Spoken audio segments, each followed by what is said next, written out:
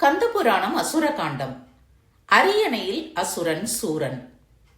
சுக்ராச்சாரியாரின் ஆணைப்படி சூரபத்மன் உப்புக்கடலின் மத்தியில் மிக பிரம்மாண்டமான ஒரு நகரத்தை விஸ்வகர்மாவை கொண்டு நிர்மாணிக்கச் செய்தான்.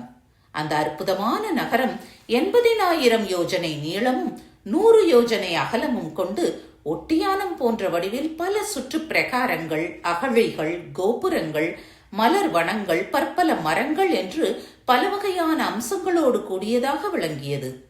அந்த நகரம் பொன்னால் இழைக்கப்பட்டு ரத்தினங்கள் பதிக்கப்பட்டு எந்நேரமும் ஜெகஜோதியாக காட்சி அளித்தது. அலங்கரிக்கப்பட்ட கோபுரங்கள், ஒளி வெள்ளத்தில் மிதக்கும் உப்பரிகைகள், ஆபரண கூடங்கள், ஆயுத சாலைகள் என்று விதவிதமான மண்டபங்கள் பார்ப்போரை பிரமிக்கச் செய்தது. விண்ணை முட்டும் வண்ணம் உயர்ந்திருக்கும் துவஜங்கள், சொர்க்கலோகத்திற்கு இணையான ஆயிரக்கணக்கான கதவுகள் முத்துக்கள், ரத்தினங்களால் இழைக்கப்பட்டிருந்தன. இந்த நகரத்தை சுற்றி ஹோமபுரி, நீலபுரி, ஸ்வேதபுரி, வாமபுரி, அசுரபுரி, மாயபுரி, பத்மபுரி என்று பல நகரங்களையும் நிர்மாணித்தான்.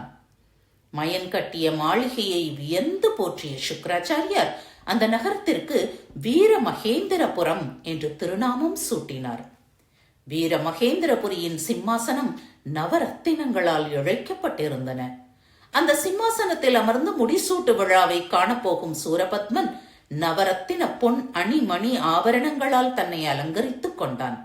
இந்த முடிசூட்டு விழா வைபவத்தை கண்டு களிக்க தேவர்கள், அசுரர்கள், அருந்தவசியர்கள், மண்ணுலக மன்னர்கள் என்று பலரும் புடைசூழ வந்திருந்தனர். எல்லோரையும் அலட்சியமாக பார்த்து கொண்டு வந்த சூரபத்மன் ஆச்சாரியனை நமஸ்கரித்தான். தனது அன்னை மாயையை மனத்தால் நினைத்தான். அசுரகுரு சுக்ராச்சாரியார் விருப்பப்படி சூரபத்மன் பொன் வண்ண சிம்மாசனத்தில் அமர்ந்ததும் பிரம்மதேவன் திவ்யமான வைர மணி மகுடத்தை எடுத்து திருமாலிடம் கொடுக்க திருமால் சூரபத்மனுக்கு முடிசூட்டினார். சூரபத்மன் அரியணை அமர்ந்து பட்டாபிஷேகம் செய்து கொண்ட ஆனந்த காட்சியை கண்டு அகமகிழ்ந்த சுக்ராச்சாரியார் தர்பையால் தீர்த்தங்களை புரோக்ஷணம் செய்து அர்ச்சனை செய்து அருளினார். அசுரர்கள் அண்டம் முழுவதும் கேட்கும் வண்ணம் வீர கோஷங்களை முழக்கினர். சூரபத்மன் அசுரர்களை புகழ்ந்து பெருமிதம் கொண்டான். அதே சமயத்தில் தேவர்களை கீழ்த்தரமாக நடத்தினான். குற்றேவல் செய்யும் பணியாட்களைப் போல கேவலமாக நடத்தினான். அவர்களை அடிமை கொள்ளும் வண்ணம் ஆணைகள் பிறப்பித்தான். சூரனின் அவையில் இசைக்கலையில் வல்லுநர்களான சித்தர்கள், வித்யாதரர்கள், கிண்ணறர்கள், தும்புரு நாரதர் ஆகியோர்கள் சுந்தர கீதம் இசைக்க தேவலோகத்து ஆடல் அழகிகளான ஊர்வசி, மேனகை, ரம்பை, திலோத்தமை நடனமாடினார்கள். சூரபத்மன் தனது தம்பிமார்களான சிங்கமுகாசுரன், தாரகன் இருவரையும் தனது வலப்பக்கமும் இடப்பக்கமும் போடப்பட்டிருந்த சிம்மாசனத்தில் அமர்த்திக் கொண்டான். பின்னர் சிங்கமுகனை அசுரபுரிக்கு அரசனாக்கினான். தாரகனை மாயைபுரிக்கு மன்னனாக முடிசூட்டினான். 2 கோடி சேனைகளை கொடுத்து இருவரையும் கௌரவப்படுத்தினான். அண்டம் முழுவதுக்கும் அதிபதியாக விளங்கும் சூரபத்மனுக்கு ஜே என்ற கோஷம் அண்டம் எங்கும் எதிரொலித்தது.